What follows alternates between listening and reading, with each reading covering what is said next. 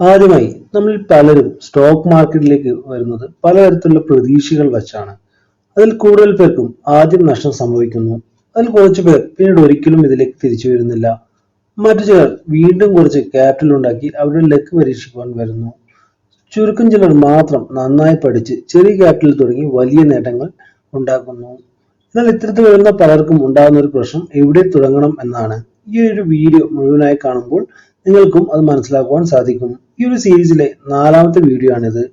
ഈ ഒരു വീഡിയോയിൽ ഡിസ്കസ് ചെയ്യാൻ പോകുന്നത് ഷെയർ ട്രേഡിംഗ് എങ്ങനെ നമുക്ക് സ്റ്റാർട്ട് ചെയ്യാം, ഒരു സ്റ്റെപ്പ് ബൈ സ്റ്റെപ്പ് ആയിട്ടുള്ള ഒരു ഗൈഡാണ്.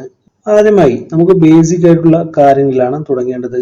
അതായത് സ്റ്റോക്ക് മാർക്കറ്റ് എന്താണ്, അതുപോലെ തന്നെ national stock exchange, Bombay stock exchange എങ്ങനെയാണ് പ്രവർത്തിക്കുന്നത്, ഷെയർസ് എന്താണ്, IPO എന്നാൽ എന്താണ്, ഇത്തരത്തിലുള്ളതിൽ എന്തൊക്കെയാണ് റിസ്ക് ആൻഡ് പ്രോഫിറ്റ്, എത്ര പൈസ കൊണ്ട് നമുക്ക് സ്റ്റാർട്ട് ചെയ്യാം, അതുപോലെ എന്തൊക്കെ ഫിനാൻഷ്യൽ ടെർമിനോളജീസ് ആണ് ഉപയോഗിക്കുന്നത്, അതായത് ഡിവിഡൻഡ്, സ്റ്റോക്ക് സ്പ്ലിറ്റ്, അതുപോലെ തന്നെ മാർക്കറ്റ് ക്യാപിറ്റലൈസേഷൻ എന്താണ്, സ്റ്റോക്ക് ട്രേഡിംഗ് ഉപയോഗിക്കുന്ന കൺസെപ്റ്റ് അതായത് ലോങ് ഷോർട്ട് എന്തൊക്കെയാണെന്ന്.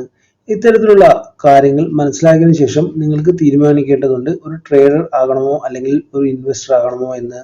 ട്രേഡറിനും ഇൻവെസ്റ്ററിനും രണ്ടു തരത്തിലുള്ള മൈൻഡ് സെറ്റും അറിവുമാണ് ആവശ്യം. ഒരു ട്രേഡർ ആണെങ്കിൽ ടെക്നിക്കൽ അനാലിസിസിനെ കുറിച്ച് കൂടുതൽ അറിഞ്ഞിരിക്കണം. ഇതിൽ തന്നെ price action, chart, indicators, patterns ഇതൊക്കെ മനസ്സിലാക്കുന്നത് ഒരു സ്റ്റോക്കിന്റെ ഭാവി വിലയെക്കുറിച്ച് നമുക്കൊരു ഏകദേശ ധാരണ ലഭിക്കുന്നു. ഇതിന്റെ ഒപ്പം തന്നെ ട്രേഡിംഗ് സൈക്കോളജി അല്ലെങ്കിൽ മണി മാനേജ്മെന്റിനെ കുറിച്ച് കൂടുതൽ മനസ്സിലാക്കേണ്ടതുണ്ട്. ചിലപ്പോൾ ചെറിയൊരു ലോസിൽ തന്നെ നാം ട്രേഡ് കട്ട് ചെയ്തേക്കാം. അങ്ങനെ അല്ലെങ്കിൽ നമ്മുടെ അത്യാഗ്രഹങ്ങൾ കൊണ്ടും നമുക്ക് നഷ്ടങ്ങൾ സംഭവിക്കാറുണ്ട്. എത്ര ക്യാപിറ്റൽ കൊണ്ട് ട്രേഡ് ചെയ്യണമെന്നും എൻട്രി എക്സിറ്റ് എത്ര ലോസിൽ നമുക്ക് ട്രേഡ് കട്ട് ചെയ്യണമെന്നും നമുക്ക് അറിഞ്ഞിരിക്കേണ്ടത് അത്യാവശ്യമാണ്.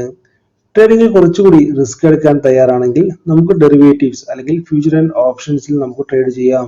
ഇത് ഹൈ റിസ്ക് ഹൈ റിട്ടേൺ കാറ്റഗറിയാണ്.